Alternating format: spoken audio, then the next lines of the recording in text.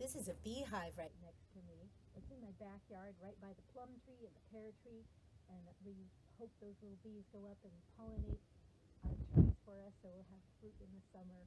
And I wanted to share with you this book called The Bee Tree by Patricia Palaco, because we really love bees. The Bee Tree by Patricia Palaco.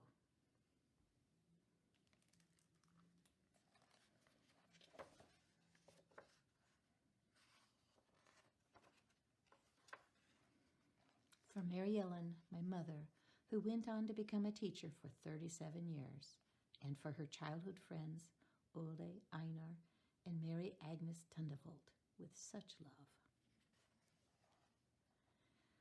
I'm tired of reading, Grandpa, Mary Ellen sighed.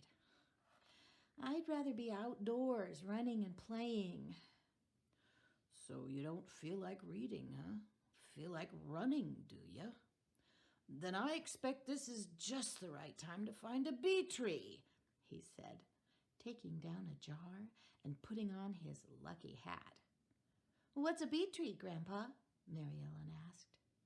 Well, it's where the bees make their home. It's where they keep the honey, the sweetest in the land, Grandpa chirped excitedly. But we already have honey, Grandpa, Mary Ellen said. But not honey like this, her grandpa answered with a wink.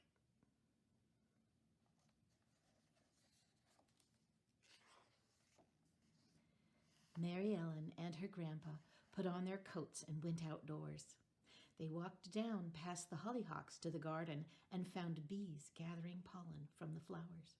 Her grandpa carefully trapped some in the glass jar, making sure not to hurt them. When he was sure that he had enough, he smiled and leaned close to Mary Ellen.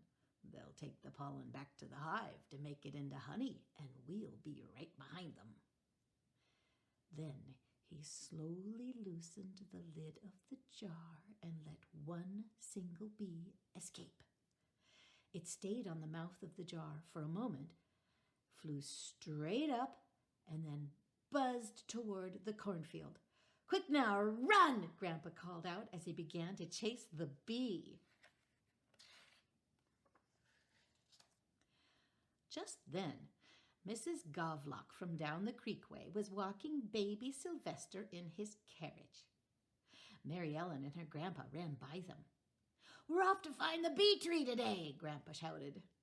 Oh, I haven't done that since I was a girl, Mrs. Govlock said excitedly. May I come too?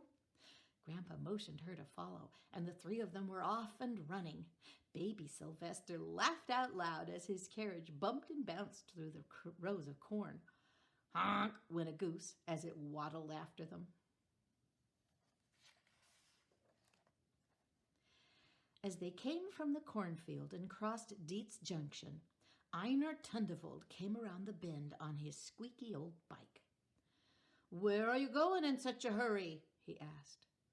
A bee tree, Mary Ellen puffed as the foursome scurried by. Chasing a bee to its tree. Now, this I would like to do also, he said as he stood up and pedaled faster. The wheels of his bike went twiddle, twiddle, squeak. Their boots slapped the ground. The buggy pitched and swayed, and the goose honked as they ran after that bee. The bee swooped down, stopped, held in midair, then circled past them and headed straight for the St. Joe River. There's the bee. Olaf Lundhagen, while strolling on the nearby shore with the charming Ehrman sisters, Petra and Dorma, looked up and noticed the commotion coming towards them. Where are you all going? He called out. To a bee tree we are going, Einar Tundevold puffed as he pedaled by. Can we come too? The two lovely ladies pleaded. Fast you'll have to run, Einar said. We don't care, let's go, the three shouted as they raced after him.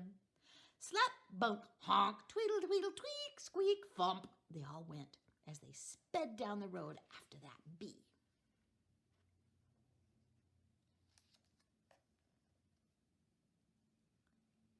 There he is.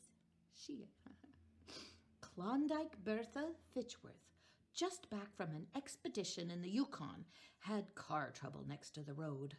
She looked up just in time to see everybody running by.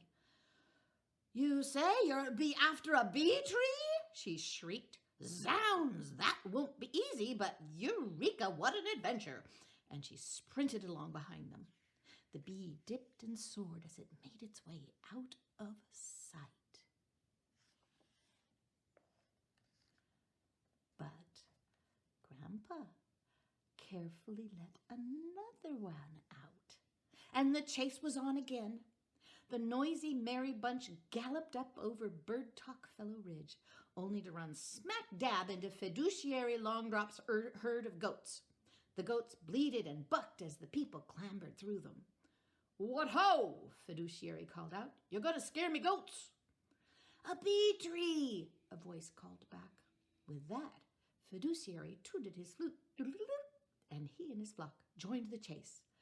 "Boundin' Billies, this'll be great," he said, on a dead run.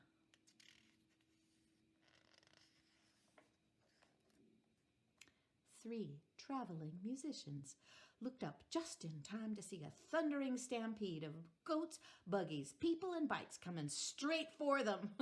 "Why are they all running, Pa?" one of the boys asked his father. "We're after that bee," Grandpa said, pointing at the small dot in the sky. "It's leading us to a bee tree," Mary Ellen wailed as she streaked by them. "Come on along," Klondike Bertha chortled as she huffed past.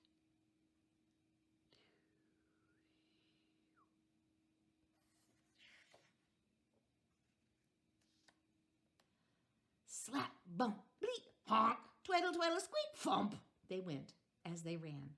Hoofs clattered. Rows of corn were parted. Nothing really mattered but chasing that bee. They ran through Griner's Bluff and into Bishop's Meadow, around Dead Man's Tree, and then on to Bird Talk Hollow. It's got to be hard to run with a base. As they ran down the hollow, the bee took blinding speed and disappeared from their sight. They all stopped to catch their breath just in front of Dunk's woods. Grandpa handed the jar with the last bee in it to Mary Ellen, and she let it out.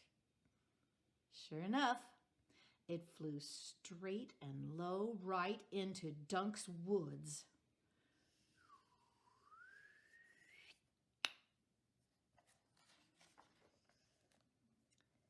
"It's the bee tree," Grandpa whispered. "That's where the honey will be. But we'll need plenty of smoke."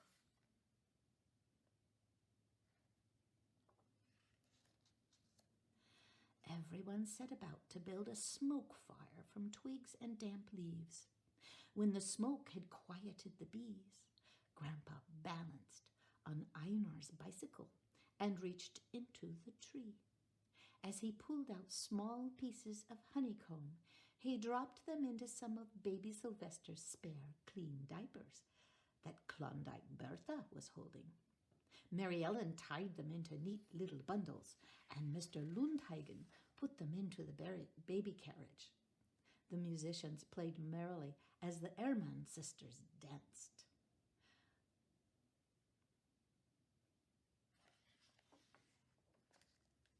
Grandpa invited everyone back to the house for baking powder biscuits, fresh brewed tea, and, of course, the honey. There was music, dancing, tall tales, and raucous laughter as they all buzzed about the sweet adventure of that day. Grandpa took Mary Ellen inside away from the crowd.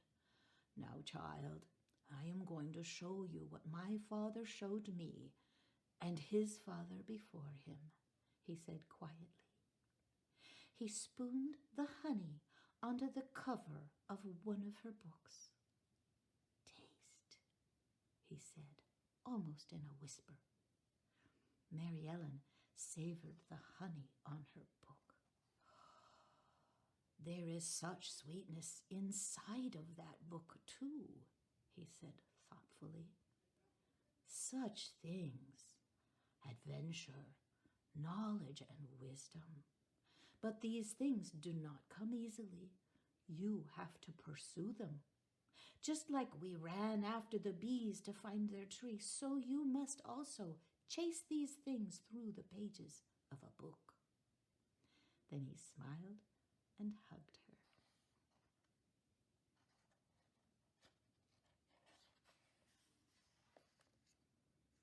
From that day on, Mary Ellen never again complained about her reading. She found it to be every bit as exciting as a wild chase through the Michigan countryside, and as sweet as the honey from a bee tree.